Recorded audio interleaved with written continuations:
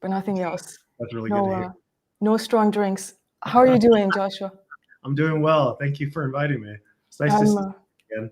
Yeah, nice to see you too. We had a long interview. I think it was in 2021. It's very hard. 2021, no, 2022, I think. I don't think it was.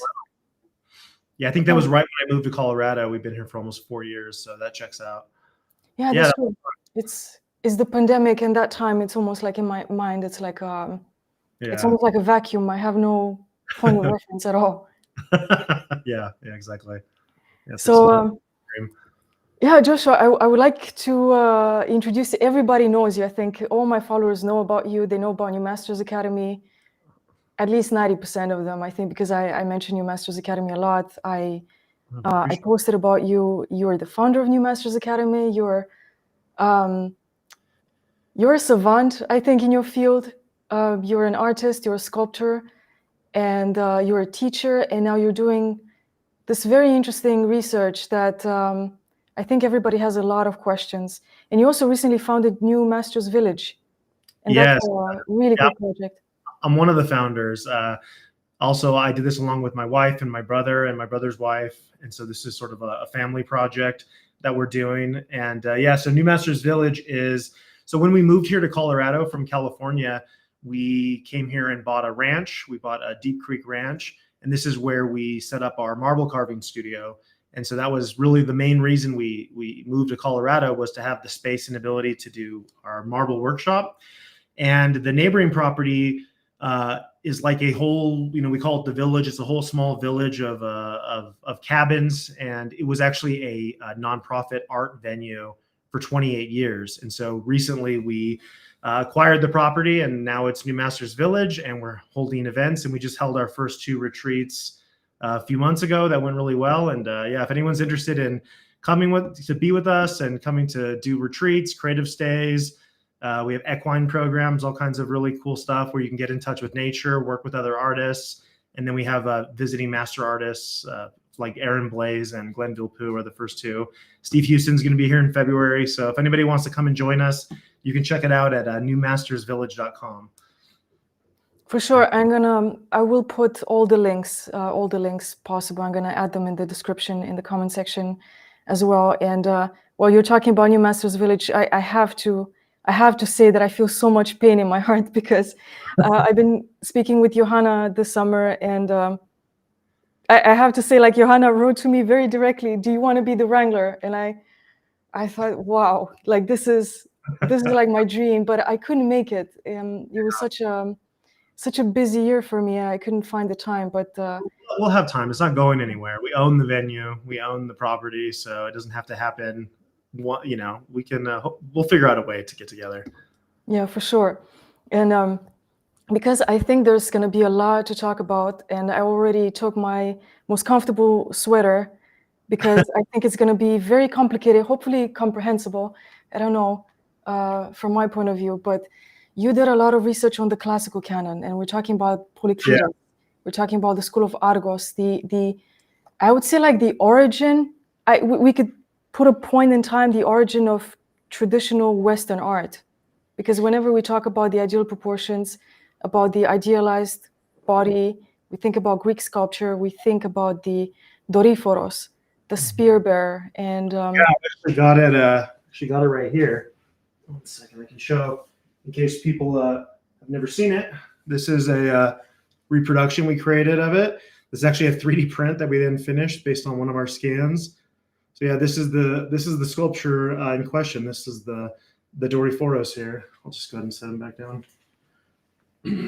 You'd be interesting if one could buy the model too. Yeah, it's tough. It's tough right now for physical products, just because since COVID, the shipping's been so expensive, and we want to make it affordable for artists, but also has to have a high quality. So yeah, maybe we might do that in the future. But yeah, you said that it's often viewed as being like the root of Western art, of classicism. It's this 5th century BCE. It is the first aesthetic document. So this lost treatise, this lost canon, was a sculpture, which you just saw a reproduction we did of it. but it was also a treatise, so a guide that for the first time in Western history defined beauty. So when we talk about aesthetics, the first document of aesthetics that's known is this canon, the Canon of Polykleitos. And it's based on the ideal proportions of the figure. And it was a prescription where we only have descriptions from other literary descriptions from ancient authors who wrote about it. And so we have like tantalizing bits and pieces saying that every part of the body relates to every other part of the body, from finger to hand, from hand to head, et cetera, and that actually was their definition of beauty. And so beauty arises from the relationship of the parts to one another in this sort of view, in the canonical view. But of course, we can't really say it's the origin of proportions, even if it is the first document of proportions, because the canon, as I demonstrated in my talks, my academic talks at the AIA and Society for Classical Studies and the College Art Association in New York last year, what I essentially, like, the big takeaway from my talk was that the ancient Greeks were working in a very ancient Egyptian manner. And so we now know that the ancient Egyptians designed basically everything on grids. And they had a simpler version of the grid because the canon actually has layered grids, and there's some kind of tricky things, some really interesting things about it. But the ancient Egyptians were designing on that grid. They just weren't designing their figures such that they were like posable in a way where you could pose it into any pose and still maintain proportions. That's sort of, if that's what we're thinking about when we mean proportions, then the canon is the first document of this as well. So I think that thinking about how everything comes down to the grid has been sort of like surprising for me in my own research. I don't know how it was for you in your training, but I was taught by my teachers that, grids are for amateurs. You shouldn't use a grid. Grids are only for enlarging your work, and what it actually, outside of the canon specifically, but also my research into ancient Egyptian systems of proportions, as well as most recently Leonardo da Vinci's system of proportions, which I just actually taught 2 weeks ago, last week and this week, and I'm hopefully going to be presenting that as well, where I did a reverse engineering of Leonardo da Vinci's system of proportions, from Leonardo to Dürer to the neoclassical artists. The one thing that all of these have in common is the square grid. And even if we don't realize that are something we were taught in school, like I'm sure everybody here has been taught that the face breaks down into thirds, right? The facial thirds, from the bottom of the chin to the base of the nose, from the base of the nose somewhere on the brow, it differs depending on the system, and then all the way to the peak of the hairline. Well, that system, that actually is ancient. That actually goes back to the ancient Egyptian grids. I recently did a breakdown of a grid of Nefertiti. You also see it in medieval manuscripts as well, and you see it in the Doryphoros as well. And so we have a lot of like inherited knowledge as artists that we use, such as the facial thirds, but we're not always, in fact, we're definitely not aware that those are just notations pulled from a square grid. And that if we had the full square grid, we would have a more complete understanding of the design of the head, the horse, the dog, building, you know what I mean? Just look at the work of Leonardo. They had designs for everything, and the grid was the most universal construction there is. So I think that is surprising for me. For sure. You mentioned that how it was for me in my art education. I mean, I didn't really study art, but we did have art education in school. And I think the more I learn about your research, and the more I learn about the old masters, and I'm talking about the last 2,500 years, the more I discover that the things that were usually considered as cheating, they were actually used as, it was a craft and it was a science. And on top of this foundation of like hard science, you would build the artistic expression. So you have to have that. I don't think you would have Newton without Leonardo. And when it comes to math and science versus art, I think in art we're like, this is the space where we can be creative and nobody can tell me I'm wrong. And this is a space where anything goes. But if you really look at the history of art, like Leonardo in his sketchbook says, he who does not know geometry should stop reading my sketchbook. That's Leonardo. Dürer says, if your art teachers didn't teach you Euclid, then you had poor teachers. And I'll correct that now in his book on measurement. So the old masters had very strong opinions about this, but also it gets deeper than that, because if you actually look at geometry, geometry is drawn. And then later, the abstraction of algebra becomes a way to practice geometry. But geometry itself is drawing. So the word center, that literally means pointy bit. What pointy bit? Well, it's the pointy bit of a compass.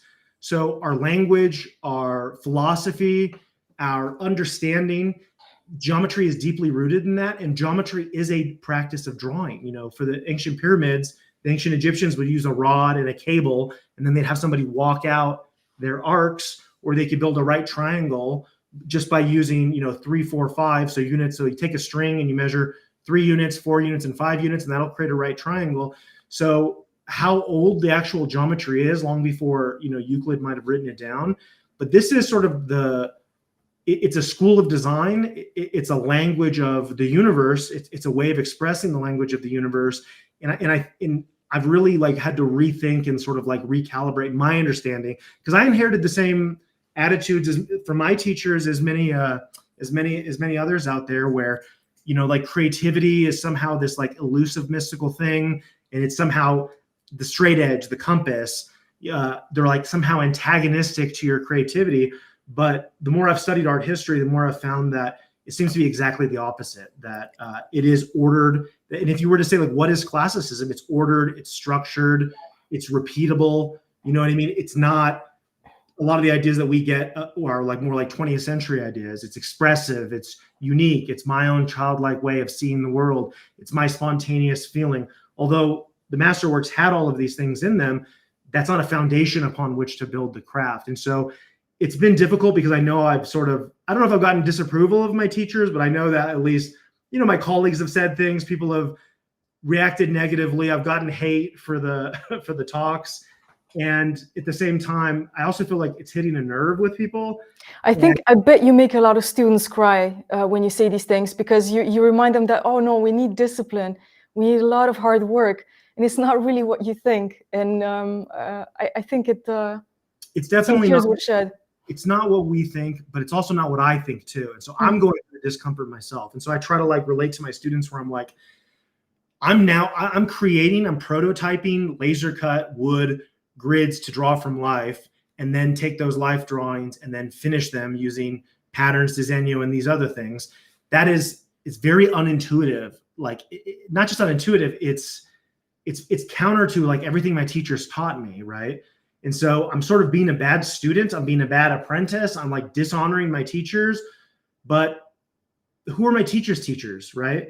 Who inspired them? Who do they reference when they want to tap into a greater wisdom? It always goes back to the old masters. And if Leonardo and Alberti and all these old masters are saying, use the veil, use the grid, I have to take them seriously. I have to take them seriously. I have to take the greater master seriously. And so if you're somebody who loves traditional art or classical art, and that's what is driving you in your own professional journey, which is definitely the case with me. My wife and I are working on the largest multi-figure marble commission that's ongoing in the world, according to researchers. And I wanted to ask you about that. I wasn't sure you wanted to talk about it, but I was really wanted to ask you about the reason that. I'm bringing it up now is that there's no more talking and doing a cool sketch and being charismatic and being on you know what I mean? There's a lot of people out there who are they can just sort of perform and do their thing and stay in their wheelhouse, and they're safe. And so it'd be very easy to hold contradictory ideas but in order to actually achieve the goals that we've set out for ourselves professionally as monumental sculptors, and to be able to teach the next generation of artists what I think is not important, how I feel is not important. Mastery doesn't come to you. You have to come to mastery. If Leonardo is saying something, I have to take it seriously, even if my teachers tell me no, because it's Leonardo, because he is the greater master, because he invented naturalistic anatomy, that he invented the genre of landscape painting in the West, that he invented the genre of botanical painting, that he resurrected the ancient proportions in a way that influences what we get in the classroom today more than any other artist. So, I think if you're serious about your craft and you're serious about learning, it's very easy to get caught up in groupthink. And it's also easy for people to get caught up in groupthink and criticize each other, where like some of the contemporary academics are saying, oh, these artists over here are too sketchy and they're not precise and their work is crude. And then those artists are like, oh, these academic artists are making boring art. It takes forever and it's not practical and it's not creative. Like everyone's criticizing the sort of the frameworks from people's different camps. But can you imagine what the old masters would say? Like, none of us are producing works that are going to stand the test of time. Nobody is producing a work that is going to be studied in 5,000 years. We have our heads really far up ourselves, and we're delusional. Like, we don't, like, some of us love to go to the museum and we love to study those masters. A lot of us don't want to see it because they find it discouraging, because when you put your work side by side with the greatest of all time, whatever culture, whatever country, whatever era that is, it just doesn't stand up. And so it's sort of an unpopular, it's popular to like give lip service to the old masters and talk about like, oh, we got to feel inspired. Leonardo like popularized the whole ideal of an artist sketching, taking notes, doing anatomical things, doing a sketch. That is entirely based on the romantic view of Leonardo da Vinci. Like, his sketchbooks are the template for our identity as an artist. And so to just pick the things we like and then ignore him when he says challenging things, I feel like it's just, there's a reason if we're uncomfortable or we get triggered by something, I think we should really look inward to why. When we start really dissecting our attitudes, I think we start to find that some of it is some of it is wisdom that's been inherited, and some of it is just pride. It's just ego, and you touched upon so many really deep and important subjects in one flow. It's incredible. But I'm gonna start sharing the screen while we let everything sink in, because I think we're all getting this really strong reality check on a Friday night or a Friday, I don't know, afternoon. But it's really necessary, and it made me think a lot about the repulsion of, let's say, for lack of a better word, the postmodern or modern artists to the classical canon or the old masters in general. It just hits something in your soul, and you realize where you are as a person, and it's a mirror. Like, beauty is a mirror, and we don't like beauty, objective beauty, because it mirrors something that is not okay in ourselves, be it like our personality, character, or the work that we do. And it is a problem of like vanity. And sure. Yeah, I mean, we what have else to call it like it? it is. Let me see if I can. So it's the AIA. I think that's the first one, right? Yeah, sure. I'll bring it up so I can follow along to it. This is for the American Institute for Archaeology, which is the second biggest archaeology academic conference in the world, and the Society for Classical Studies. I'm going to be applying next month for the world's biggest archaeological conference, which is in Europe. It's going to be held in Athens, where I'm going to present the next the third talk in this series, hopefully, if they let me in, if I'm accepted. And I'm also going to be, it looks like I'm also going to be applying for my Leonardo reconstructions as well. So these two talks, there's a lot of overlap. They cover similar stuff. The first one is more based on the evidence, and the second one is more based on like how it might be reconstructed. But I'm happy to, talk about anything here. And you can see these full talks in my, we put these academic talks on YouTube. So if you go to the New Masters Academy YouTube and look for, somebody just asked in the comment section where they can find your work, and they can find it. Your presentations there. I hope this is visible on the screen. I don't know how. Maybe we could try a different format. This is not that good. I think this is the best one. Yeah, I think that one looks good. Yeah, this is the best one, because you have the with info. I just wanted to ask you before we delve, because we're starting with the Vitruvian Man. Andrew Loomis, and modern things, and then we go back in time. I was just thinking whether you had that, how should I call it, like an exercise of imagination, how the school of Argos must have been, because Polykleitos, because we're going to talk about him, he was contemporary with Miron and Phidias, and they were also incredible sculptors. What do you think they were studying at the school of Argos, a school of sculpture in ancient Greece? Do you think they studied art history, Egyptian history, art history? Yeah, that's interesting. It would stand to reason that they would be studying art history based on other crafts and guilds and other contemporary accounts of the time. I do think it's interesting that what we call the classical period, at the time that Polykleitos was doing his work, he was also trying to return to an earlier classical structure and synthesize it with more naturalistic proportions. So I think it's possible that like you keep going back in time and what they considered to be classical, or where they see as like the drift away from that high quality that might have been going on. I think that could have, it's possible that was going on as well, where he was trying to sort of reinstitute some order. Because if you go back far enough and you look at like Cycladic, the more geometric styles of ancient Greek art, it is very simplified. It's less naturalistic, but it's highly ordered. And I think that that's sort of like a desire that artists have, this balance between a highly ordered, geometric, symmetrical kind of creation and something that feels like it could live and breathe. And to some degree, I think that even what we call like the classical period, that was also going on at that time as well, where he's trying to reinstitute order and he's trying to publish this and spread these ideas out among other artists as well. But yeah, I don't know. It's possible that they were looking at, because look, I mean, there's a really good book called Beyond the Nile, based on a Getty exhibition that was specifically tracking ancient Greek, Hellenistic into from ancient Egyptian to Greek and Hellenistic art, and how much the Greeks really learned from the ancient Egyptians. And so, you know, the ancient Egyptians were carving different kinds of stone. The Greeks had access to marble. They carved the marble in imitation of the Greeks. You know, what the Greeks were doing in terms of their monumental, you know, figure tradition was inspired by what they saw in ancient Egypt. And so it's hard not to believe that those amazing examples, and I got a chance to travel in Egypt a year ago, which was really tremendous, and see all of these huge temples and work with Egyptologists and study some of these artifacts. I was just blown away. Like, I don't think anybody in the ancient world can go to these sites, see these works, and not be profoundly inspired. Like, they're really just tremendous. And so I have to imagine that at that time, yeah, they were trying to draw from the past and also implement their own ideas. And as you're going to see here, there's Pythagorean mathematics in their new system. So it's square grids like the ancient Egyptians, but then there are also things that have been added that are not reproducible with rational numbers. And they could have seen that as like a combination of the old order with cutting edge mathematics and philosophy and theory of their time.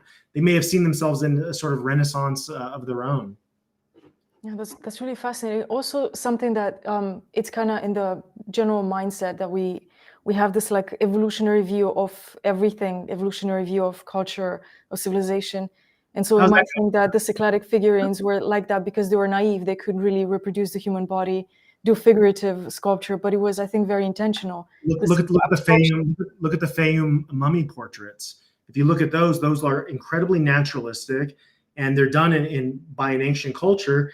And then you can compare that with modern examples where the figure or the head is not even properly understood at all. So yeah, this idea that we're getting better it's patently not true. Like, anyone who studies ancient art knows this. Like, they had manufacturing methods we can't match. They knew how to build things we don't know how to build, and they were able to organize people for projects much larger than anybody could do today. Like, there's no question that when it comes to martial arts or any kind of field, that there is knowledge in the past that is inaccessible to us, but we can see the evidence of it, but we don't understand how it was done. We can't replicate it. Nobody can draw like Leonardo da Vinci, but also nobody can draw like much later artists than Leonardo. We can't even paint like 20th century artists. You know, people can't paint as well as Sargent, who are doing that sort of style.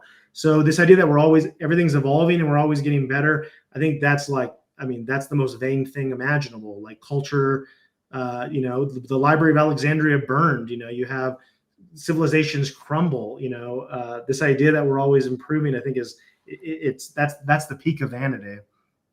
Yeah, it's true. And also like literature, but I'm going to make a small parenthesis. If you read whatever was written in the first 4 centuries of the current era after Jesus Christ, it's incredible. I mean, it's such a refined intellect that you can read through the scripts. I look in patristic or like philosophers.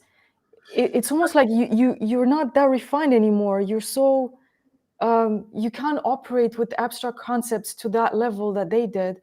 Yeah. All ancient philosophers, they had this subtlety and sharpness of mind that it's really lacking today. I mean, sure, we're really good at technical things. We're really good at specializing on hard issues, but the refinement of the intellect and just the human spirit in general, it's very sad actually to think about it. But now going back to the 20th century. Yeah, like we've externalized. You say we're so good at technical things. We're not actually that skilled at technical things. We have an accumulation of tools, software, and knowledge. So it's any individual person doesn't know that much in our era, but the tools have become so powerful that they don't need to. At least that's the bargain that people have made. And so you can use incredibly sophisticated software to do things that you would never be able to do, and you don't need to know how it works, and you don't need to know consumers. Whereas somebody like, in the case of like Socrates, is written by Plato, he can hold more variables in his mind when he's making the argument. It's hard for a modern reader to even like track the argument through, because we're not used to like having that much working memory or being able to reason abstractly in that way. And so, yeah, I think that that's definitely the case reading the ancient philosophers, where you can just tell how much sharper and how much attuned they were with much more limited information than we have now. So if you go back to the 20th century, I think most of us are familiar with the Andrew Loomis grid system and the body proportions. Then we know, of course, about the Vitruvian Man, which is from Leonardo da Vinci. But what you're coming with right now from the perspective of the classical canon, it sort of contradicts these paradigms. Well, in a way, like the one thing that these all have in common is that they're based on geometry. I think Loomis's is a bit of a laughingstock. I think Baumis in his book roasted it very fairly, whereas Loomis's is sort of I use Loomis to show that grids are still popular, but I also use it to show just how badly the knowledge has degraded in contemporary times. But Leonardo did not work out Vitruvius's proportions, and Albrecht Dürer writes about it specifically, that they tried to figure out the ancient proportions and they were not able to do it. And so both Leonardo and Dürer, who actually traced and started a lot of his proportional studies after Leonardo, and Leonardo being influenced obviously by other artists as well, like Piero della Francesca, they were trying to unlock the ancient proportions, but they were not successful. Even if they were measuring sculptures, Vitruvius, if you try to translate Vitruvius and work it out as a system as written, is very difficult. But you also need to keep in mind, he's not an artist, he's a military architect. And this is first century AD Roman military architect. So this is a secondhand accounting of proportion systems. We don't know if he's talking about Hellenistic proportions. We don't know which era he's talking about. We don't know when he says, when he describes parts of the body, we don't even know exactly where that point is. So you can't actually reconstruct a proportion systems based on a few vague phrases. And Leonardo and many others attempted to do it, but at some point Leonardo just gives up and sort of does his own thing. Like he changes the doryphoros, the foot is 1/6 of the height of the body. So the depth of the foot from the front to the back of the foot, that's 1/6 the height of the body. Leonardo just changes it to 1/7. Similarly, Dürer, after trying to do the same thing, tries to figure out Vitruvius, copies Leonardo's proportions. He just invents his own system where he's actually creating different measurements and grabbing those measurements and then bringing them over in a really interesting but complex way. So this has been the case for centuries during the Renaissance and after, where, like, for example, Gottfried Schadow, Paul Richer, there were many French and German academic artists, neoclassical artists, who also went back again and tried to measure these sculptures and figure out the system. So at least since the Renaissance, people have been trying to understand what classical ancient proportions even are, and they've been failing to do so. Even if it did yield a lot of creative and interesting results, it is a failure because they were not able to get the systems to work. So that's pretty sobering, that if my work on the canon is correct, this is an answer that the old masters themselves failed to come to. It's amazing. I have to tell you that I still feel a little bit nervous about this because I hope I'm going to ask the right questions, but it's really exciting because this is something that we've been dealing with for the last maybe at least 500 years. We've been thinking about it, and we look at it as something unachievable, intangible.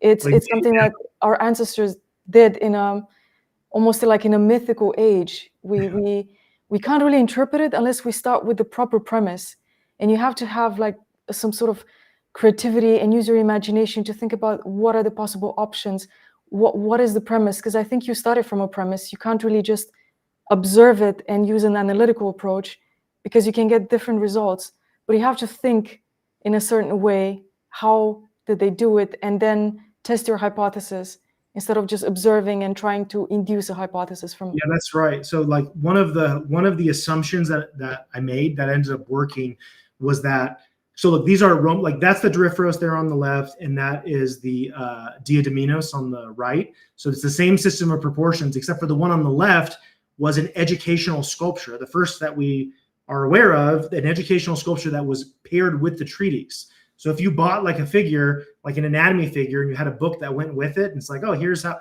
it's a didactic sculpture. Specifically, the ancient authors say that the idea was to pull the artistic outlines off of this sculpture, the artistic outlines. So what are the artistic outlines? Well, the artistic outlines are disegno. It's the curves that sculptors use to design sculpture. It's the same thing that the Renaissance artists were using. It's the common thread between prehistoric art, cave art, Neolithic art, ancient Egyptian art, Renaissance art. The idea that the actual information of the sculpture is encoded in curved profiles. So there's an ancient Greek story about a woman who was in love with a man, and he went off to war. Her father was a potter, and before he left for war, she had him sit in front of a light source, and his shadow was projected onto a board where they traced his silhouette and then built up the clay model. I think that story might be tapping into something true, where the main idea about how we design and encode anything is curved outlines, chained together curves that come together to create profiles, and then we can add those profiles together to push it into 3D. That is very unlike what is being taught right now in the art world, where it's Bridgman style construction or sketching and expressive lines. The idea that these lines, these outlines are everything, that is something that we've sort of been turning our back on. Even the academic artists, they don't draw curves. They draw straight lines, smaller straight lines, tangent, tangent, tangent. And they call it carving as if it's like wood carving or like sculpture. But in reality, sculptors carve curves. So I think one of the big things that we've gotten away from, that my study of the old masters, that transition in my study of the ancient masters showed me, is that it's all about the outlines. It's all about the outlines. It's not about spheres, cylinders, boxes. It's not about values. It's not about tones. It's all about those outlines. Those outlines encode the information of the design. And so if that's true, then even though these are marble copies and the originals were probably bronze, however they clay modeled the bronze, there's probably an orthographic design somewhere. There's probably a drawing of outlines somewhere, and that is the way it needs to be measured. And so you're not actually measuring in 3D from point to point, which is what Richard Tobin, who has the leading theory, which is completely wrong, unfortunately. It doesn't add up at all. But the leading theory involved skeleton, like the bones inside the finger that you get measured, and then with string, you're taking 3D measurements. That was the best theory that we had. It clearly doesn't measure out. That's thinking the wrong way. We need to think orthographically. We need to think a drawing on a grid. And so by scanning these sculptures, I was able to do that in 3D software by creating planes that are orthographic and measuring the sculpture through those planes. That's what actually led to the breakthrough. But it was based on assumptions that were rooted in art history. I wanted to jump to this slide because I think it's very important to note how everything is intentional. And now when you're talking about outlines, this is something that I can't really explain much, but when I think about the classical canon, the Hellenistic period, the classical period, obviously the later Roman copies, it's so organic. I mean, there's like perfect symmetry, first of all. That's the main characteristic, but it's really organic. And that organic quality, when you look at the silhouette, is almost completely lost. Most academic schools of sculpture and drawing, I can see that the use of they're very choppy. They're choppy, and the drawing doesn't look good until they get all the rendering into it. Whereas if the outlines were done well, the drawing could stand alone without shading, and then you could add shading to enhance it, or you could take those outlines and draw it on a stone block, carve away, and have a beautiful sculpture. The outlines until really the modernist and impressionist movements, the outlines were universal across cultures. Ancient Tibetan art, Hindu art, different systems of proportions, but they're all rooted on the same kind of order. They just change where the triangles are, but the actual design itself is tethered to the grid. So when you look at that example, that's a photo I took in Saqqara. Supposedly, according to the Egyptologists, there are no Old Kingdom grids. Well, that's evidence I presented of an Old Kingdom grid right there. But it's not just the grid itself. It's the grid plus those outlines. That is the design. And if you want to make it 3D, it's the grid plus those outlines. And then there's another view with the grid plus the outlines, and it has to add up.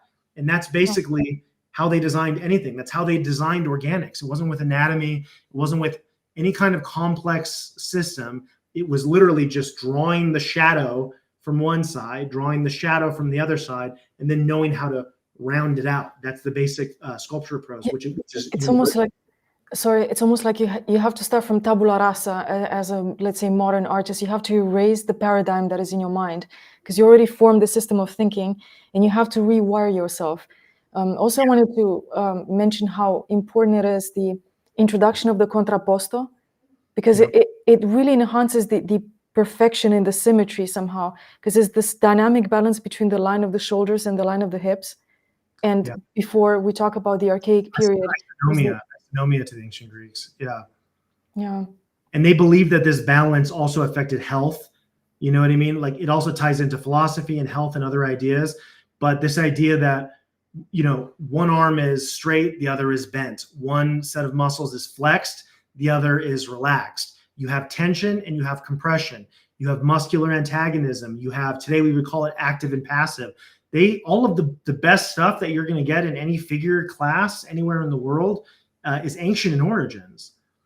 It's true. Everything was meaningful. There was nothing left for, I don't know, any arbitrary process or just random. We're just going to fill it in with something. Every single detail was very intentional. It had a deeper meaning, and it was connected to some deeper idea, which is something that we are completely disrupted from, I think. You can see it right here. This to me is like I think this is probably one of the most compelling slides that really convinced people who were skeptical seeing this research, where I basically show, if you look at the orthographic side view of the sculpture, he has perfectly laid out the units of the grid right here. Because what you see, and this is not modified, if you can get your hands on some of the 3D scans that have been done, you can verify this yourself, but the entire system of proportions is based on the width of the finger, which is also the system of metrology.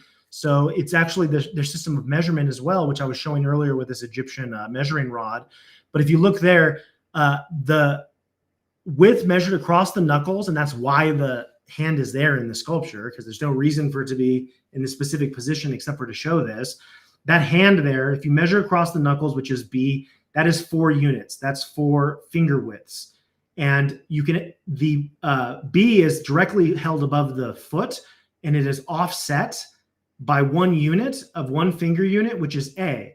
So A is the smallest unit of the grid that's used for absolutely everything in ancient Egyptian art and also in ancient Greek art, as it appears. And then C is 3 times B. So A, which is the finger width, which is this offset between the hand and the foot, which you can see there. A times 4 equals B, which is the palm. That's the width of the fingers measured across the knuckles. And B times 3 is C. And C, B, and A are the main units that are used, not just in metrology. Like, we still use it today in the United States. We measure by feet. Inches are based on onks, which has to do with the measurement from the thumb. So the idea that man is the measure of all things, that is where metrology comes from. So Metrology generally is based on standardized measurements from the human body, and that's also what they use for their system of proportions. The only difference here is that you can make a drawing this big, that big, or a monumental figure that's as big as a building, and they can scale it up and scale it down. But the units actually are the same. We got a question in the comment section if this is in any way related with the Chinese. I'm not sure what TCM is, the cone measurement within acupuncture, if there's any relation. I don't know enough about that, but you should look at Christ. I think it's Chrysippos, who's an ancient author that wrote about health and also mentions the Canon, which is the only reason that it got on my radar. Let me Google. I don't want to give you the wrong name here. I just wanted to make a comment if it doesn't bother you while you're Googling the name. Yeah. You see that, I don't know how you got to that conclusion, but it works perfectly. I mean, that's like without a shadow of a doubt, that's exactly how it's calculated. Sorry, real quick. It's Chrysippus. That's Chrysippus. Sorry, I didn't mean to interrupt. I just wanted to get that out. Go ahead. No, I was just saying that I wanted to ask you how you found that out, because now when you see it, it's without a shadow of a doubt. This is exactly how they calculated it. Yeah. It's a digital system, but you have to have the perfect point of reference to see this. And I find it really difficult. The base. In real life, without having this 2D version of it, like on a screen. Yeah, so where's your point of view? So the problem is that when you're viewing something or when you take a photograph, there's optical distortion. So you can't actually take a photograph of a sculpture and then work out the proportions easily because the photograph is distorting it. And the original drawings are orthographic. So if you think of like a plan and elevation, so if you're building a house, the ancients invented plan and elevation, and there's even evidence of plan and elevation way, way earlier than the Greeks and Egyptians. But when you look at plan and elevation, there's no perspective distortion, right? There's no optical distortion at all. Everything can be measured right off of that plan. So my assumption was that that's how this was designed. So in order to test that measurement, I would have to be very far away from the sculpture with a long lens, or I would have to take physical measurements. So I actually would have to hold like a straight edge and then take a measure off that straight edge and make sure that was aligned properly. Or what actually ended up being the method that I was able to do best was take a 3D scan, because then I can view it orthographically without I can just do that in the software. So every view you see of these renders of the sculpture are done orthographically without distortion. That's how I'm creating the missing front plane of the block that got carved away. So I'm assuming that the block is a prism, and the evidence of the block is the base, right? Because you leave the base, you just decorate it and you carve everything else away. Also, I studied unfinished sculptures at quarries during the time. So I know what the block-ins look like at the quarry. I know the ancient Egyptian steps. I showed examples of that. So I know the process of like how they would carve, and you put the drawing on the front of the block when it's flat and planar. So that's what you need to do to reverse, because we don't have the treatise. We have to reverse engineer. It's a forensic reconstruction of art theory. And so in order to reconstruct it, you need to you're not reconstructing a sculpture, you're reconstructing a drawing, an orthographic drawing. That's exactly what I wanted to ask you. I'm sorry. So yeah. It does seem like they did start with drawing first, and this is a projection of a drawing. Absolutely. That is. As you said, orthographic, yeah. That's the history of sculpture until the 20th century. So like you find like a 14,000-year-old sculpture of a mammoth, and they didn't have the ability to have the saw to like cut it into a prism first, but it's the same method. You grab the rock, you draw the mammoth on the side of the rock, right? And then you carve all the way through the rock to the other side as straight as you can. So you have the mammoth on the left, you have the mammoth on the right, and then you're working from the different views to round it out. That is traditional sculpture. Anything else where it's like, oh, I'm just viewing it in 3D and designing it as I go, that's contemporary practice. But that is the history of sculpture. And sculpture, the first portraits that we found are 26 to 28,000 years old. Those are going to be carved in bone. Those are going to be carved in stone. One was found in the Czech Republic. So we were carving long before we have evidence of what, portraits and drawing might have looked like.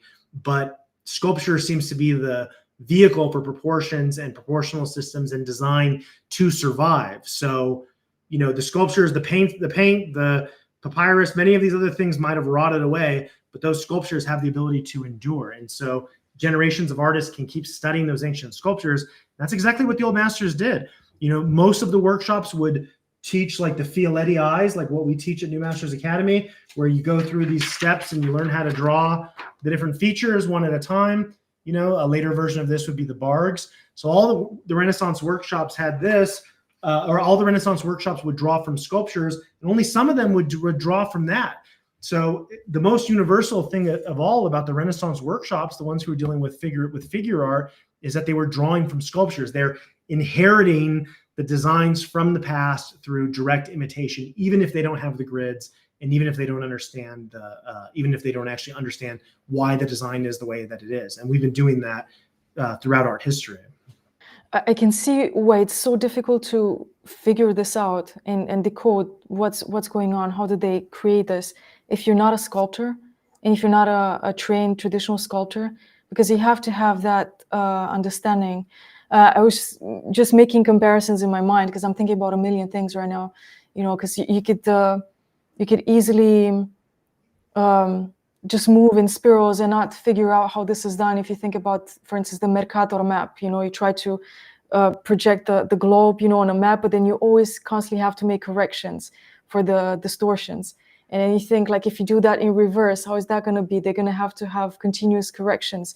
But it's actually very simple in a sense. Like, you have a 2D drawing, and you think about the outlines, and then you think about I imagine rotations. How is it going to be from the profile? You carve it.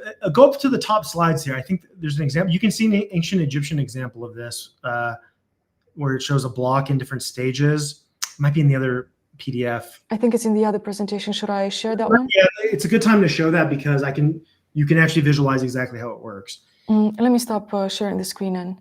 Yeah. So that is how sculpture works. That's how traditional sculpture across cultures works.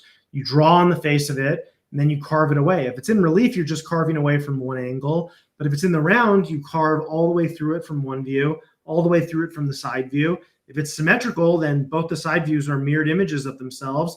You also could have a top view as well. And then everything else you're doing is rounding the corners off.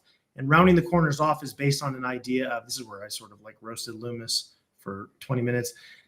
Oh, look, there's Tibetan. You can see Tibetan systems of proportion, the same kind of geometry. This is this is in the Far East. That's Jean Cusson there. I have some of these books as well. So you can see medieval, Renaissance, Hindu, Buddhist, ancient Egyptian, ancient Greece. They were all working from the same kind of an approach. And I just wanted to tell you, I think I knew that from Johanna. I think it was from Johanna. I don't know how. I think she posted something. I didn't know about the classical Indian sculpture, which was inspired from the Hellenistic Hellenistic art. And I think it's a really interesting subject to read and be nerdy about, the influence of Alexander the Great's empire in Hellenizing the world. And then you look at it through the prism of art history. And what they did with it. Yeah, exactly. So I think it's here somewhere, right? Yeah, it's there. I thought I showed all three steps though. Can you go up? It might actually be. Oh, maybe it wasn't the other one. Well, look right there. Oh yeah, there. It's right there. Yeah, it's there. Yeah. So you see right there that block. All right. So let me just break it down for you so you can visualize it. The designs are. I think you got to go back one. Oh. Yeah. You see some drawings there. So the designs are outlines drawn on grids. It's as simple as it seems. That's the cat. We draw it on the side of we draw it on the clay tablet. It's got a grid. They will incise the grid. They'll snap lines, some strings dipped in red paint. They'll snap those. We get our grid. The grid is not a way to transfer the design. The design was designed on the grid. They're inextricable. The only person who doesn't see the grid is the viewer because it gets hidden in paint or carved away. So the artist, you're never separating this idea of the grid and the outlines. They go together. So you design the thing, and then you can see there on the block in the bottom left here, you are putting you're putting your grid lines on the actual block. So every view has got the grid, and then you're either painting or you're drawing those outlines into that grid. And then you can see those 3 stages up above on the top right, how it works. So in the first stage, you are, these might have been training examples in the ancient Egyptian workshop, or they could have just been unfinished sculptures as part of a production line. But from the side view, you're removing the material, you remove it from the front view as well, you remove it from the top view. And after you've removed it from all the views, you get like this blocky kind of a character. And that's what you see with those examples above on the left. And then you start subdividing it into the smaller parts, including adding things that are not visible from the projection because of the symmetry. So from the side view, there's one arm that's higher, let's say. So you can only get that in the second stage because that arm is blocking the other arm from left to right or from right to left. And then you're rounding it out, which involves a lot of knowledge and a lot of process on how to get it to work. So we can't actually see the drawing here. We don't know what the drawing of that figure on the far right looks like, but we have to assume that those drawn lines look like everything else that they drew. It looked like the animals drawn below, or the head in the bottom middle, or on the left. So the grid helps with the symmetry, and it holds the design, and it gives the design a sense of order and elegance and permanence and reproducibility and numerology. There's all kinds of things that go into like what the numbers mean and what it means to make something commeasurable so it can be divided.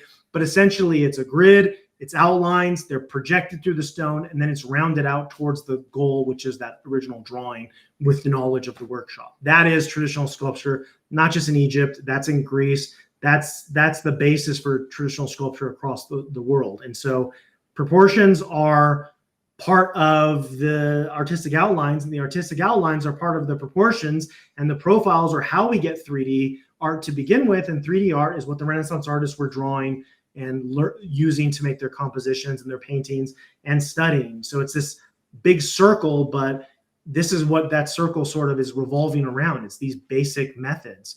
And even before we had the grids, like in a prehistoric cave art, you still had measures of proportions. I've seen examples of like cave art where it's very clear that the animal is being created with one stick or one measurement that's just carried over. So it's like hind legs to the forelegs to the neck. It's like triangulation almost. Exactly. So you have like a measurement which can be angled any way you want to make it posable, but essentially like this is the language of design. And this is what we sort of have gotten away from today, and why it's so difficult and mystical, and we can't understand what we're looking at when we look at a Michelangelo, or we can't understand what we're looking at when we look at the ancient art, because we're missing the writing on the wall, where the elephant in the room is like the way that they designed and the way that they thought. But if we can reconnect with that and learn it and teach it, which is what I'm doing now, we can once again make fantastic works that we thought were impossible today, I think. Oh, that's fascinating. We have some nice comments. I think I've read most of them, but Fen de Villiers, he's here in the chat, and he's a sculptor, and he said that front, side, and top view first, starting out geometric and blocky. This is how we learn to carve stone. So if you're traditionally trained, I think it's easy to recognize the basic principles here. Absolutely. Should we continue with this the slide with the slides here, or should I go back to the other one? Whatever you want. It's all good information. I think it's a natural continuation from what we discussed before. So this is how to, I guess. Yeah. So there's no way to know. Look, my constructions measure out. That's the evidence that they're correct, and the evidence is pretty compelling. But how would you actually draw this? We don't have a single drawing. We don't even have an original sculpture. We only have the Roman copies. So here I'm just using my knowledge of geometry and of drawing and of design to give a hypothetical reconstruction that anybody can do at home.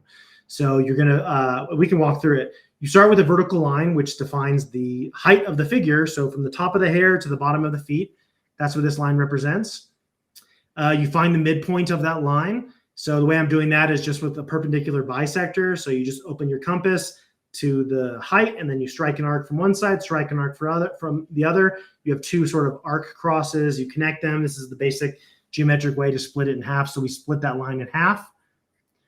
Once we split the line in half, we draw a circle. So now we have a circle with a symmetrical cross running through the middle, 2 diameters. And Yeah, and I think here I'm just highlighting the diameters that we get. So this is how you start the construction, basically. Then I use angle bisectors to create 45-degree angles on every side, and I connect those together. And by connecting those, you actually end up with a circle encased in a square. So Vitruvius talks about a circle and square construction. We know what Leonardo's version of that looks like. There's other medieval and Renaissance artists who have their own version trying to reconstruct it. But we're getting this is firmly in ancient design territory here. A circle and a square is used in architecture, and it is Vitruvian. So we have a circle and a square. Then we're going to bisect them. So we're going to divide this whole thing into quarters, which is part of the construction of the proportion system. So we're just dividing the sides into quarters. Just to reiterate that, like, people can find this research somewhere. It's on, yeah. Well, I mean, it's on this video, and also you could screenshot these steps, and then also it's on the actual talk where I go over this in more detail on the New Masters Academy YouTube channel. So here's what we have so far. We have the first quarter takes us to the armpit. The second quarter takes us to what Vitruvius calls the root of the genitals. We would probably call it the pubic symphysis today. And then the third quarter takes us to the tibial plateau, which is the same place as, it's basically right below where the knee opens up. It's the same place that is often used by like Leonardo and other artists. So that's a common construction there. So we basically have right below the knee, the root of the genitals, and the armpits. That's what those 4 divisions give us. You can see it on the left. And then we're going to bisect those again so we can get down to 8 instead of 4. So we're using the same technique. We're just bisecting each of those sections. And this adds up to the position of the arm, as you can see. So we get the armpits at D, we get the elbows at C, we get the wrists at B. And then if we were to extend the fingertips so that the hand opens up, we get that on A. So those 8th divisions are important for getting the actual position of the arm. And this was where, this is another big breakthrough that was required to like make this work. Whereas the actual height of the head is not 1/8, it's not 1/7. It's actually an irrational number, which is not a whole number that can be derived at any other way than this. This is why we do the circle and the square. So we have the circle and the square. If we inscribe one more square within that circle, so you just connect the corners. So the square and circle you already have, you just draw a square from the points where those diagonals cross the circle. That gives you the exact height of the head, which is an irrational number. It's based on the first irrational number ever discovered, which is Pythagorean, which is what people, scholars who were hypothesizing about the Doryphoros thought that it may include Pythagorean mathematics. Here's the Pythagorean mathematics. That's how we get the head height. And it also gives you the inflection of the gastrocnemius and soleus on the inside, outside, and rear side as well. So that's why we're in the circle. We're talking about fractions as a synonym for irrational numbers. It's something that it's expressed in decimals. But it's not actually a fraction. So it's not actually a fraction. It's an irrational number. It can be different. I was thinking about exactly. It's not a fraction. It's half of the space between the smaller square and the larger square, and the smaller square is based on the diameter of the circle. So if you have a square if you have a circle inscribed in a square, and then you have a diameter of that circle, that diameter is what's actually being used to derive this. And so because it's using a circle, it's actually using the square root of 2, which means it's an irrational number. It's not a normal fraction. So the head height of all things is the one part of the sculpture that is not able to be put in the table in the same way. So this is a very clever, very unusual kind of a construction, but this is the only way I could get it to line up exactly with the actual height of the head. So the height of the head of the Doryphoros sculpture is not 1/7, it's not 1/8. It's an irrational number that's very long. You can't write the whole thing out, but this is actually how you arrive at it. And so this is how the Pythagorean mathematics are being expressed in the actual sculptures with the head height. Yeah, now I have it clear in my head, but I was thinking, do you think they operated with irrational numbers, or they used geometry that naturally got to this proportion which exists in nature anyways? So if you apply universal principles that exist, like in the universe and in nature, you end up with this kind of proportion? Or did they actually use mathematics and they had some sort of like algebra? I mean, there's no reason for them to use numbers, because I'm Yeah. showing you right now, all you need is a compass and a straight edge. So there's no reason for them to use numbers, but Exactly. they can draw a circle and put a square in it and put another square in there, and they can just use that as the head height. The only thing we know for sure is that you can reproduce this easily using ancient tools. Why did they do it? Well, I think they probably did it like this because the first irrational number ever discovered was the square root of 2. And that was a subject of intense fascination for the ancient Greeks. So it makes sense that the head, which is the most important part of the body, is based on the square root of 2, which is the most fascinating mathematical discovery that they had and that they would be writing about. It may have some kind of philosophical content, whereas like the mind of man cannot be reduced into a simple number. It is somehow tapping into, I think they believe that this was saying something deep about the universe, and many people believe that mathematics say something deep about the universe, but the exact reason as to why is interesting. That's an open question. All I can say for sure is that the only way you can get the height of the head is with a construction like this, and that this measures out on the sculpture, and you can see it right here, and you can prove it for yourself, and you can measure it for yourself, and you can draw it for yourself, and that those mathematics were not they weren't mathematics that were ahead of where the Greeks were. It's perfectly positioned, and the scholars who were studying the Doryphoros were hypothesizing that there would be some sort of irrational number somewhere. So I don't think there's any evidence to think that this was numerical at all, as in like numbers that were written down. This was a space that is created through geometry that cannot be expressed as a simple fraction, and that might have been why they thought it was so special, or why they thought it was so cool, or why they thought they were contributing something to the simple, divisible, unified square grids of the Egyptians. So it could be whatever they thought that irrational numbers meant, whatever they thought it signified, or whatever they thought those irrational numbers said about the universe.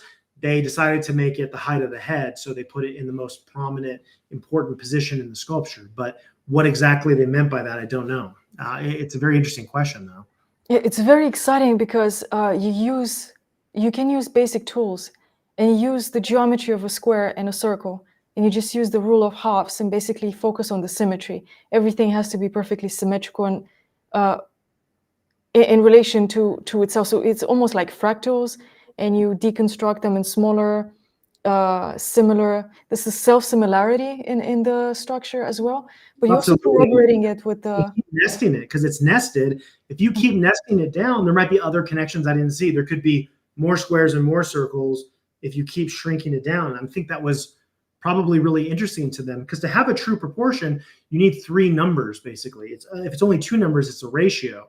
So if you read like Euclid and what he teaches about proportions, those are generally based on the proportions of a triangle, like an isosceles triangle, where you could extend the 2 sides of an isosceles triangle, and you can keep chopping it off with a new base, and it will keep creating the same triangle. So their knowledge of proportions, which literally means you have 3 numbers, and it's a way of scaling things up and down, but maintaining the actual similarity, the integrity of it. That is a geometrical concept. So it makes perfect sense that proportions, which are geometrical expressions, are going to be expressed through geometry. And the fact that it can't be easily expressed with numbers may point to something deeper about geometry, that what we can draw, like for example, pi, which has been the subject of fascination for mathematicians for many centuries, has to do with the diameter of a circle versus the circumference.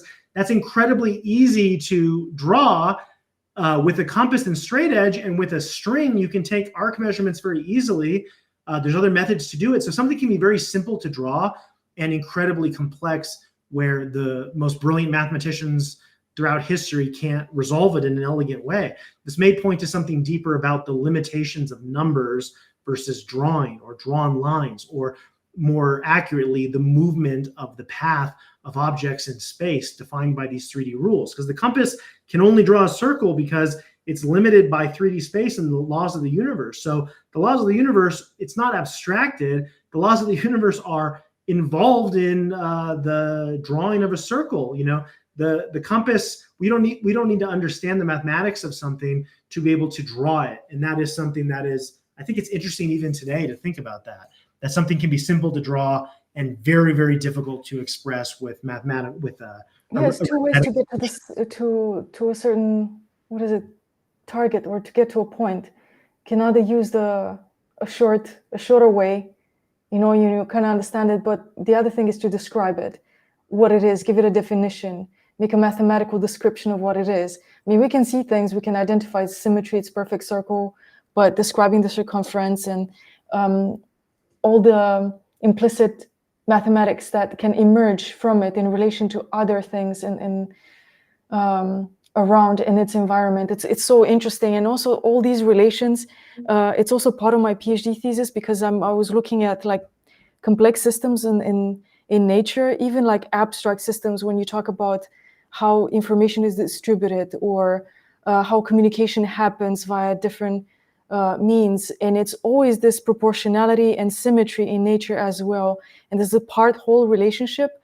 It's exactly what the old masters used. You see it applied in almost any complex system. It can be even geomorphology, abiotic systems, biotic systems. And what I love about your research is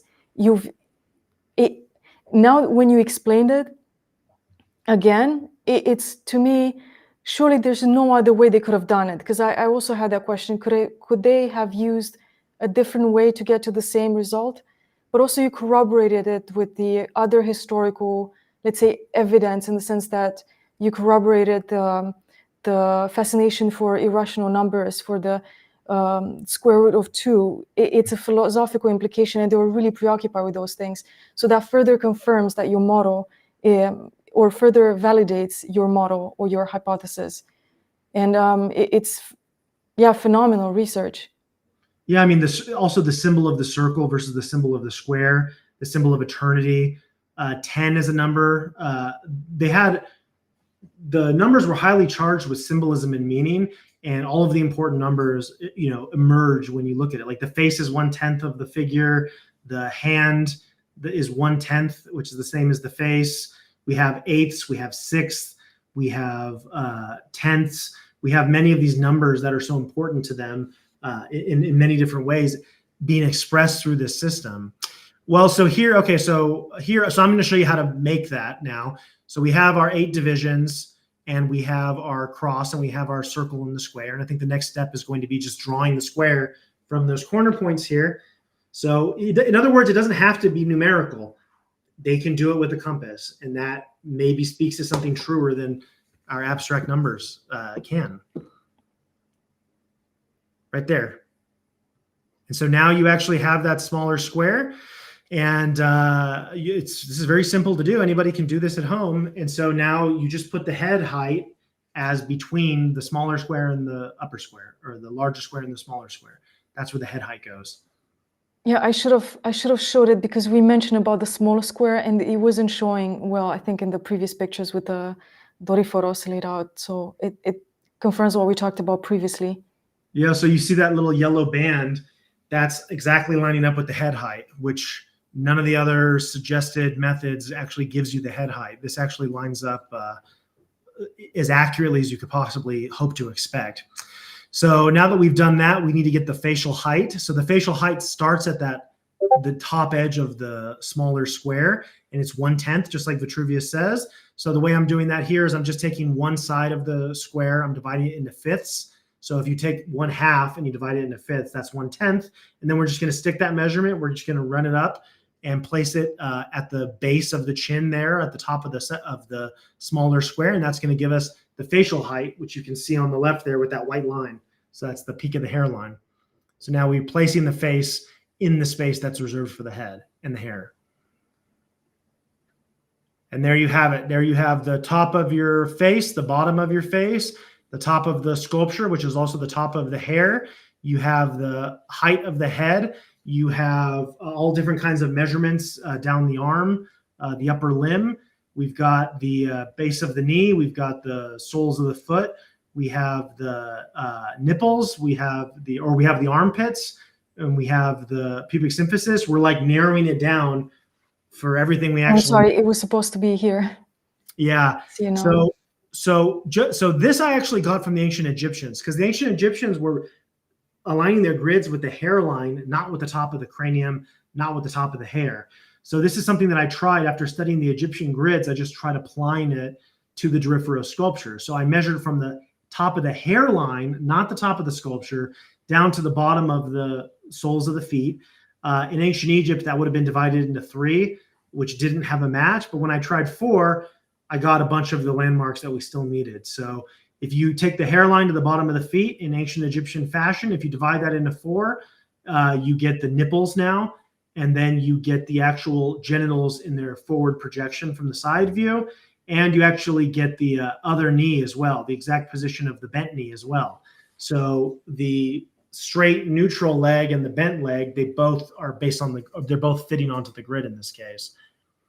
And also, if you subdivide that middle row in half, you get the navel. So navel, nipples, armpits, knee, genitals, pubic symphysis, the head, the face, and as prescribed by Vitruvius and as expected, if you divide that facial length that we came up with, that's 1/10. There you have your thirds of the face.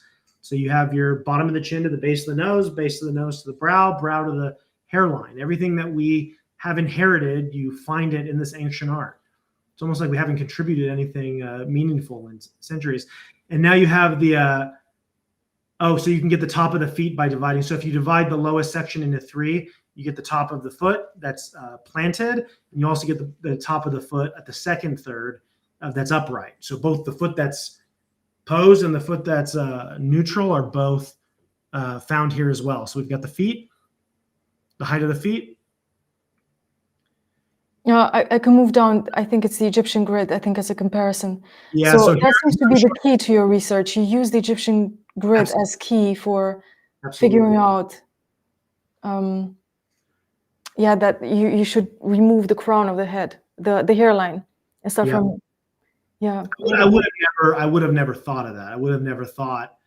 It makes sense now that I know the ancient Egyptian history, but I would have never thought to measure from the hairline to the base of the feet, because that doesn't exist anywhere in contemporary models. I've never seen examples of that. But here I'm actually showing that the palm is 1 square. You can see that hand holding the ducks.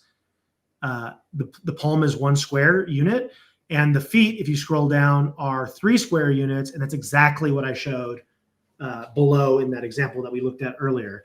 So this is where I'm showing that in the other PDF, I don't think I showed the Egyptian example, but here I'm saying, look, it's exactly like the Egyptians. The palm is B, fits into the foot 3 times C.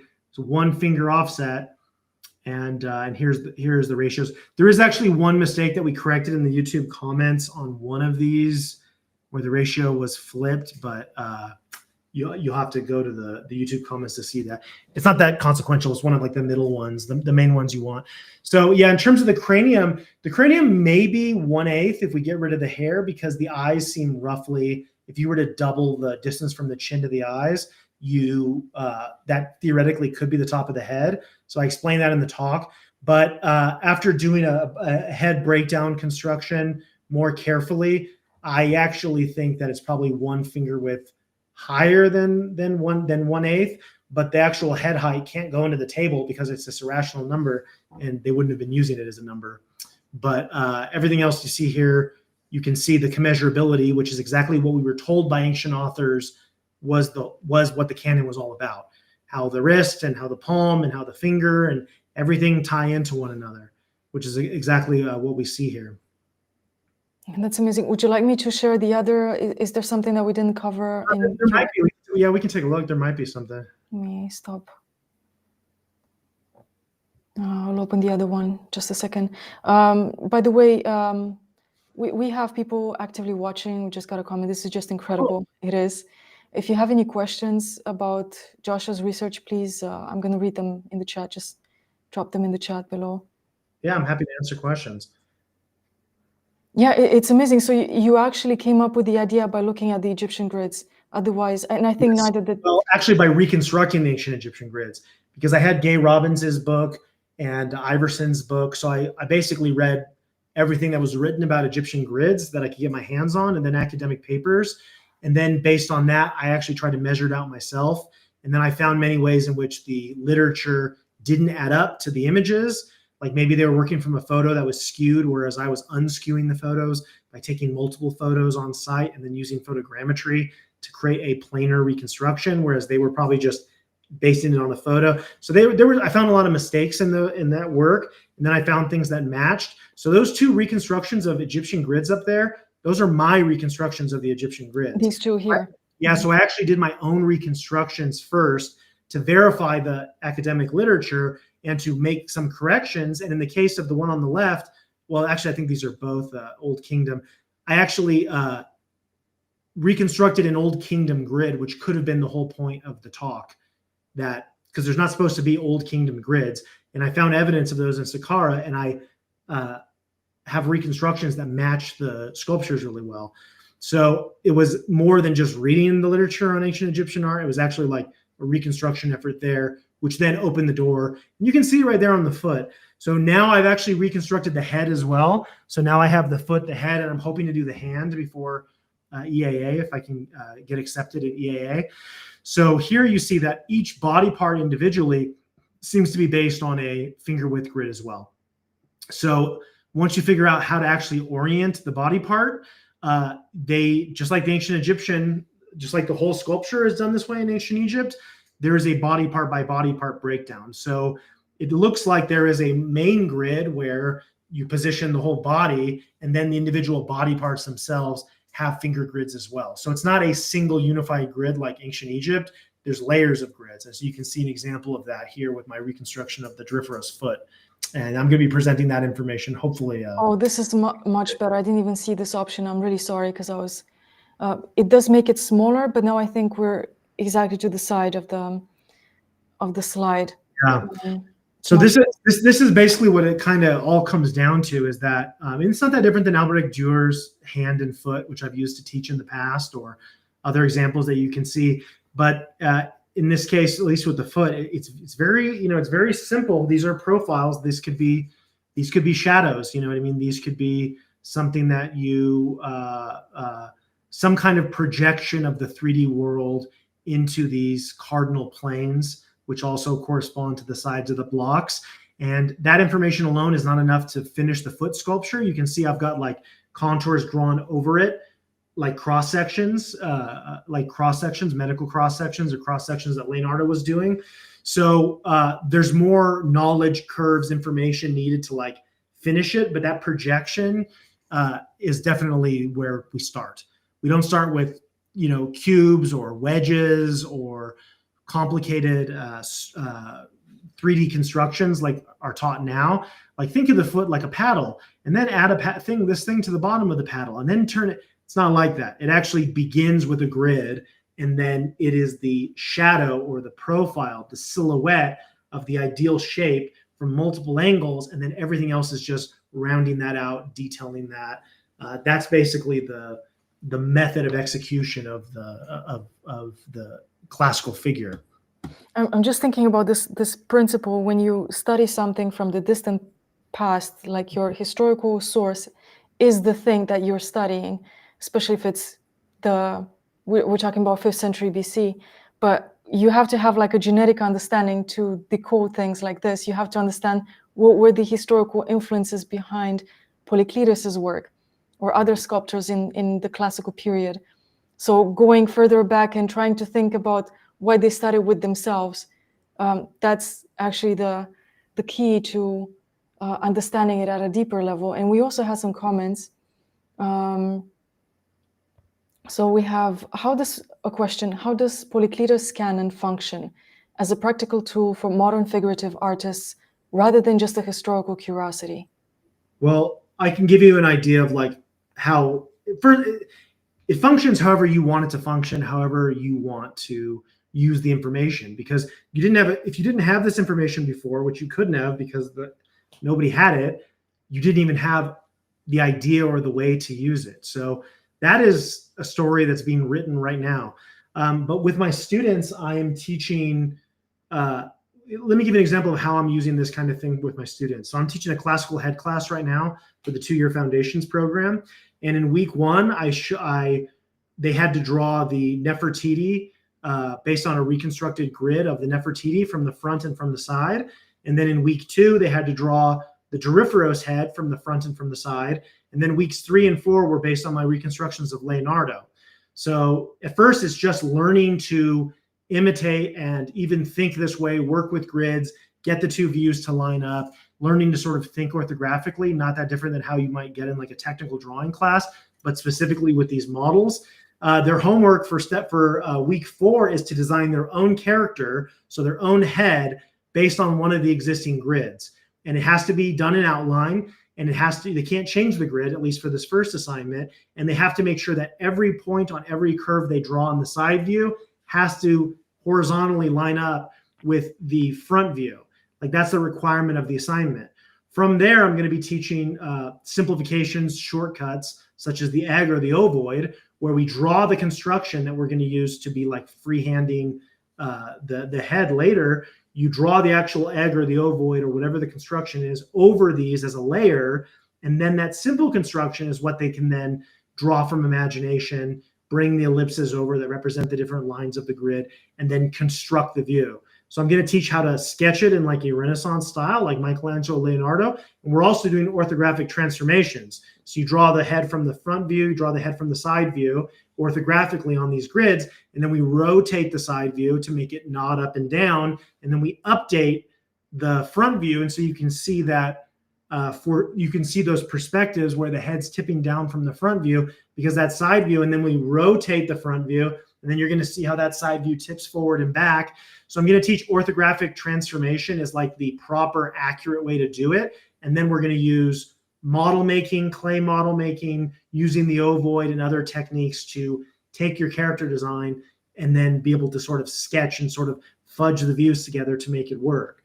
So it's sort of a rewriting of drawing based on the classical basis rather than sort of the inherited shortcuts without understanding the theory behind the shortcuts or the theory behind the design. So what can you be doing with this on your own? Well, I think you should make your own templates for your own characters that look the way you think is the most beautiful, but use one of these ancient systems as a jumping off point, or one of these later systems, design your own characters, draw stick figures over your front and side view of the character, learn how to pose those sticks or make a wire armature that you measure off of the paper, pose those, and you can draw from that armature, and then try to actually start putting these into poses and putting these into practice using the methods that we already know the historical masters used. You can draw from life, and then you can map your curves, your proportions, your outlines onto that life drawn sketch as a new layer. So you're synthesizing your character design with something from life. Leonardo does that. He draws through a grid and he does it like that. You can make clay models or wax models or Blender models or 3D models based on your proportional grid system of your character design. Basically make your own little mannequin and pose your mannequin, then draw from that, and then refer to sculptures on what does the bent leg look like? What does the extended arm look like? Basically, you start combining. Once you have the basis for the character design and understand how that works, you can use all of the kinds of methods that illustrators, ancient artists, Renaissance artists would use in combinations to create your artworks. So James Gurney will take a photo of himself on a barrel, and then he puts dinosaurs into it and he mixes them all together. That's exactly what the old masters are doing. All of those methods are exactly the same. Life studies, making models, stick figures, prismatic figures, using the seed, the beam, the curves between. So like Botticelli's simple round forms, you use placeholders and simple constructions to work out poses, but you have your actual character design down to each body part. And so you actually have a good model to reference instead of no model to reference, or only referencing the photo of the specific thing you're drawing. So the answer is, it's up to you, but I encourage you to start making your own characters, completely working them out, and then trying different methods of developing a composition and placing your characters posed within that and then covered in drapery or whatever it is. That's what we're doing at New Masters Academy anyway. We had that question asked in 2 different forms by different people, but it was thoroughly answered. We have another comment about Albrecht Dürer, who is not only a prolific artist but also a humanist. Has Joshua looked into Albrecht, his work on proportion? If so, what are his thoughts on Dürer proportion endeavors? Yeah, I actually started with Dürer long before I got into the ancient Greek proportion systems. And it was by understanding Dürer and understanding Leonardo that I was able to like go further back where there's nothing written or there's very little written. So yeah, Dürer published the first book on proportions. The treatise of Polykleitos is obviously centuries older, but he published the first book on human proportions. He was inspired by Leonardo da Vinci. We don't know if they actually met, but he has proportional models and drawings that are tracings after Leonardo drawings, who was the senior artist. So somehow he got a hold of those drawings, or he learned it, or he got access to it secondhand.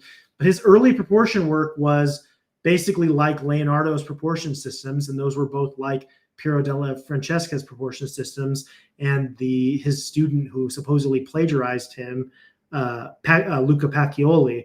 So his work starts similar to Leonardo's, and then later he develops sort of his own proportional theory. Like he changes several times. Later he develops this theory where he's taking measurements that he's acquiring from different methods, like using a circle, using a circle against a straight line and taking different measurements, and then that measurement gets stored, and then he can apply those measurements. So he actually gets away from grids in his later proportional work.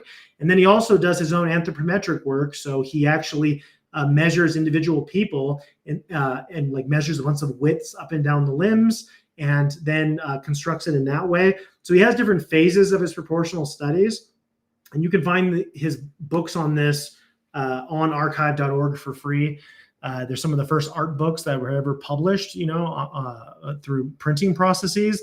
But yeah, Dürer's work was really influential on me. And his quest for understanding what the classical artists were doing was an inspiration to me, especially when he says, we've tried and failed to understand this. And Leonardo himself writes in one of his sketchbooks, he says, what is better, to study from nature or classical art?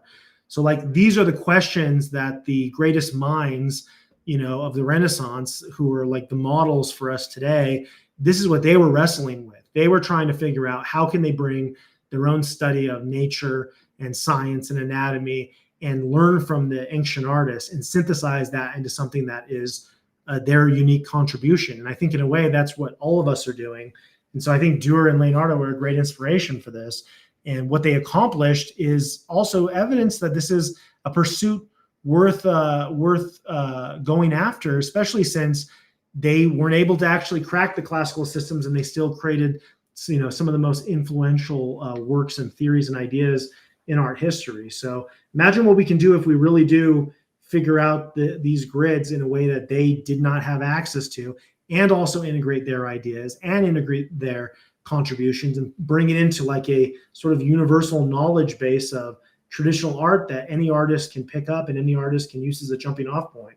So I don't think we've never been in a stronger position in history to make amazing, masterful works.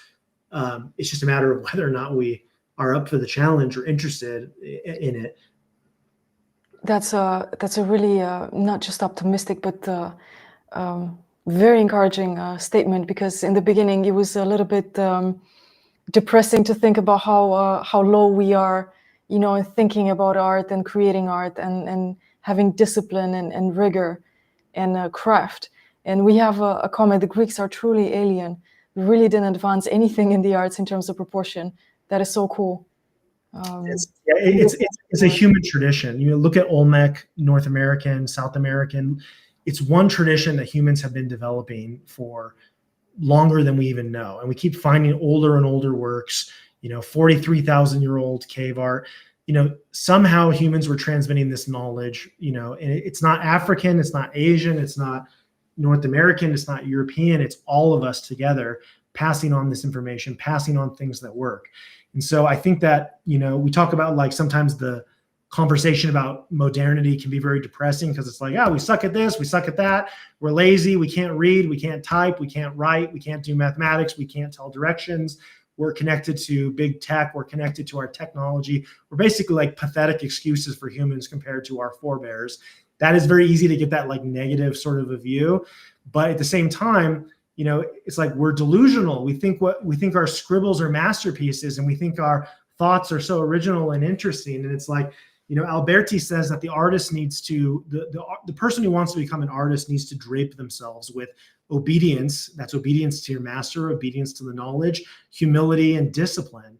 So it's like we need to order to master anything and not just think we won and celebrate, but to actually master anything, we need to be humble and modest and curious and diligent and hardworking. And so I think this applies to any art form, any human endeavor. If we want to be great at anything, we have to become better people, and we have to actually be curious, and we have to be skeptical and resistant to groupthink and resistant to our own delusions and resistant to the people who praise us, resistant to the people who make us feel like we already made it so that they themselves don't have such a high target to go after.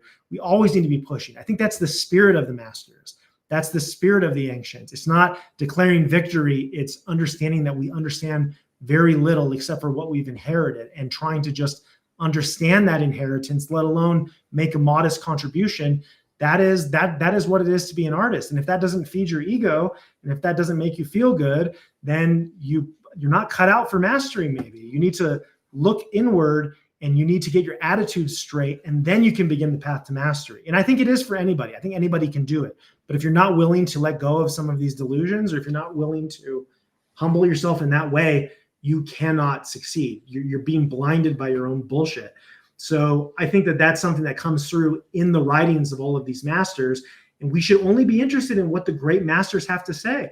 There's like a million books on art that are inspirational. Here's how to be more creative. Here's how to do this. Here's how to do that. If they themselves are not masters, then according to the art tradition, they are not the ones we should be listening to. If you have a very charismatic YouTuber or a very charismatic, author or whatever, but they cannot do what they are teaching at a masterful level, then find somebody else. It's better for you to read Leonardo than for you to read a book by an artist who can't produce that kind of a work. And so I think that wisdom of like how we need to humble ourselves in order to learn, and that is something that is required for mastery. And that is where it really needs to start. You need to understand where we actually are. And that can be negative, because when you say these things about how like our skill level isn't that high, that bruises our ego. But if you're not willing to do that, then you can't even see the path to growth, because you don't even understand that growth is needed or the growth is required. So I think that's something that we all deal with. We all have to balance our ego. We have to not get depressed. We have to build ourselves up. We have to believe in ourselves. But at the same time, we need to understand that, you would have trouble doing basic geometric drawings right now because you don't have the knowledge. You don't know how to use the compass. You don't know how to segment a line. You don't know how to build even the simplest geometric constructions. And that's like child level stuff. The children were given plates like Fioletti's book. I have the first How to Draw book in history. The Prado Museum has one, the Getty has one, and I have one that I used to teach at New Masters Academy. But this is what the kids were doing. Literally 4, 5, 6, 7-year-old kids. They had to copy all of these plates to the satisfaction of the master before they were even allowed to do a study from sculpture. And so I don't know any artist, professional or otherwise, until they've actually gone through my course, who would be able to do this right away. So we're not up to par with child level skill of the Renaissance. So that is humiliating to some degree. But once we understand that and start to study, then that confidence comes back. But it comes back, and people talk about imposter syndrome. I think imposter syndrome is not knowing the foundations. You have shaky knowledge of your craft, and you know it. And even though you're getting away with it on some level, you feel like you wouldn't feel like an imposter if you really understood your craft, if you really understood the first principles of drawing and how to apply them, and you put your time in. So anybody who's hearing this, you can join us at New Masters Academy. You can do this independently, but you need to actually start there. That's really the path to moving the craft forward. We need to each make that personal decision to humble ourselves down and learn what Leonardo said that the kids should know. Oh, this is fascinating, Joshua. I can't thank you enough for joining me today. It's been an incredible teaching experience, learning experience, because to answer that question in a very short sentence, like why do we need to know these things, and how can we apply them to our, daily practice of art? It's learning about these things is in a sense, it's learning about the glory of humanity and our aspiration to perfection, and it's incredibly humbling. And it also reminds us that we very often limit ourselves because of our ego. We limit our capacity to learn and grow as humans. We have a limited capacity in the sense that we're never going to be able to explore how much we can do. So it's incredibly wise, everything that you just said. Is beyond the technical aspect of how to construct the ideal figure. It's also the meaningful implications about the universal principles, and also the fact that there's one art tradition. You know, the whole humanity is in it. If you look at the long, continuous line of art history, and to be disrupted from that is completely and utter foolishness, in a sense, because you're not going to grow. We're not moving forward. And thank you very much. There's some this was really great. Thanks for having me. Joshua is bringing the light at the end of the tunnel to bring back the Renaissance. We can do it, everybody. And people, thank you very much. Thank you, Joshua. Hope to see you soon to update us on your. I'll be happy to do it. Just let me know. Thank you.